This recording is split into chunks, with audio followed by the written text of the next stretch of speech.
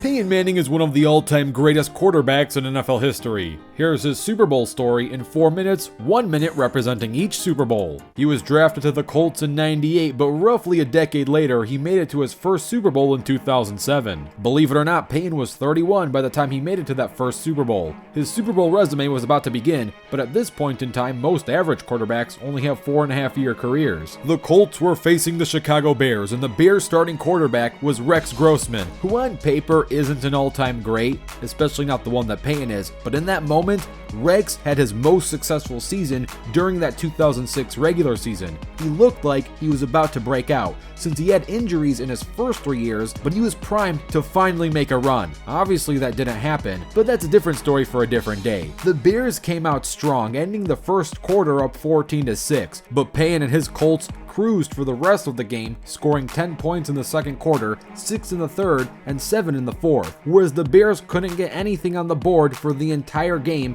aside from 3 points in the third quarter. As of 2007, Peyton is undefeated in the Super Bowl and also won the Super Bowl MVP. He completed 25 of 38 passes for 247 yards and a touchdown, with 1 interception for a passer rating of 81.8. Fast forward roughly 3 years later, it's now 2010 with Super Bowl 44. Peyton Manning is roughly 34 years old. The Colts are facing the New Orleans Saints. The starting quarterback of the Saints is someone who was kinda robbed by Peyton from ever winning an AP MVP, since Peyton has 5 of them, and this guy did not win any AP MVP trophies. His name is Drew Brees. You might know him, you might not. And this was his first Super Bowl. It's also his last, but once again, different story for a different day. The Colts came out strong, scoring the first 10 points in the first quarter, while also keeping the Saints scoreless. It was a dogfight for the next 2 quarters, but that fourth quarter, Drew put on an absolute show, helping his team add on another 15 points, while keeping the Colts scoreless themselves. The Saints ended up winning 31-17, and Drew Brees wins Super Bowl MVP after he completed 32 of 39 passes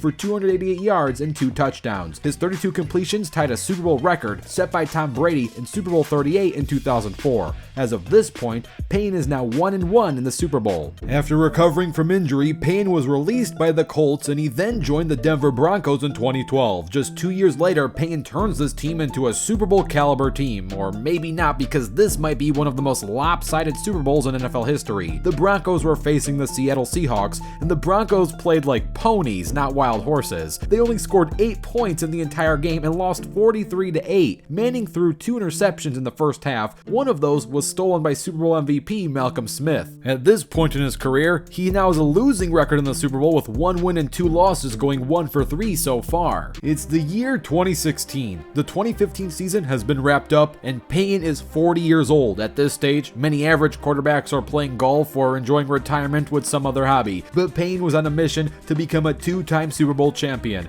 This is Super Bowl 50, and Super Bowls usually have Roman numerals, but the logo would have been Super Bowl L, so they switched it up and stuck with Arabic numerals because Super Bowl L would have not been a W. Speaking of W's, the Broncos, however, were facing the Carolina Panthers, and Peyton was going up against the MVP of the league at the time, Cam Newton. This was Cam's best season so far, however, that did not faze Peyton Manning. Peyton didn't waste no time to put this one to bed. Denver won the game by a double-digit margin, winning 24-10. The MVP of this game was Denver linebacker Von Miller, and not only was this Peyton's last Super Bowl, it was his final game period. He retired after this game, and what a way to go out, winning a Super Bowl and going 2-for-2, having that record at 500. That was 4 Super Bowls in 4 minutes. I'm Touchdown Rewind, and I'll fast forward to you later.